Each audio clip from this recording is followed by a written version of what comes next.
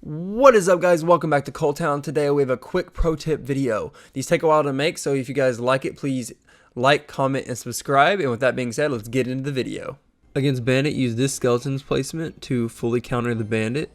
Even if they decide to zap these skeletons, they're close enough to the tower that the Bandit will walk anyway. When pressuring the bridge with spear goblins to get chip, make sure you don't play the spear gobs in the middle of the bridge, but actually one tile to the outside towards the wall when you play them, because they are able to get one more spear gob hit and a little bit more chip as a result. I don't know if this is really a tip, but you can actually rocket any air unit that is played behind the king tower. You just have to kind of aim for the shadow and have good timing.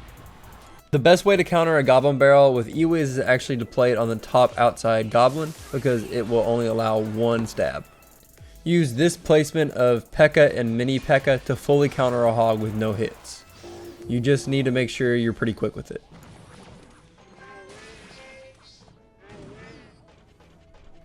Use Tornado in this placement to fully counter a bandit when you have no other answers. Alternatively, if you can take damage, or if your king tower is not already activated, you could nado her after she dashes to the king tower. Use this placement to nado an E-Wiz to the king tower. He can have a little bit of damage on him, but not too much. He needs to be near full health.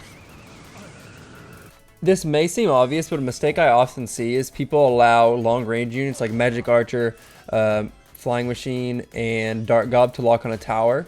Something you can do, instead of playing a troop on top of the unit or right under it and barely letting it not get in tower range, always make sure when you have a mini tank, you can just play them low and next to the tower, and that unit will be forced to run into tower range before initiating onto the mini tank. When playing Golem Night Witch, you want your first wave of bats to be behind the golem. You don't want them to die before the golem crosses the bridge. To do this, you allow the golem to cross in front of the crown tower its entire body before playing the Night Witch in the back. And then the bats will spawn and they will cross the bridge right after the golem, and that allows those bats to threaten the tower or a troop without dying to tower before golem gets there. You can fully counter a charging prince with split archers with this timing.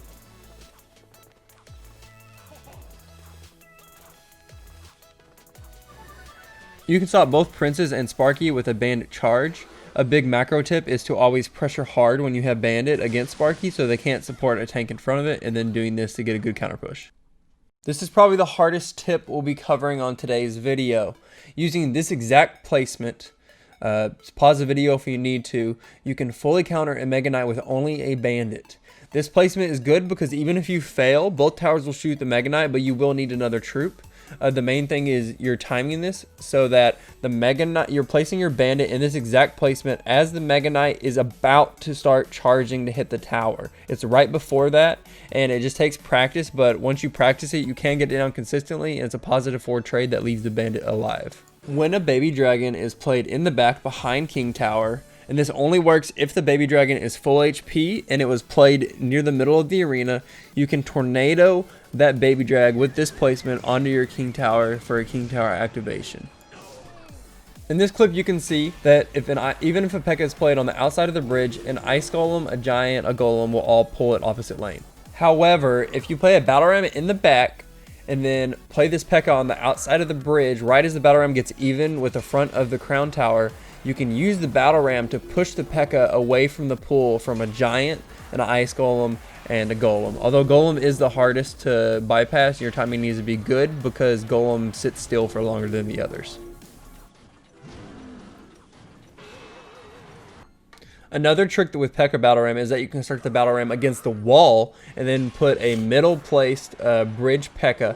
and that P.E.K.K.A. will block the battle ram and actually force it away from a defense. So in this example, we had a spawner that was placed high in the opposite lane, which would normally pull a battle ram.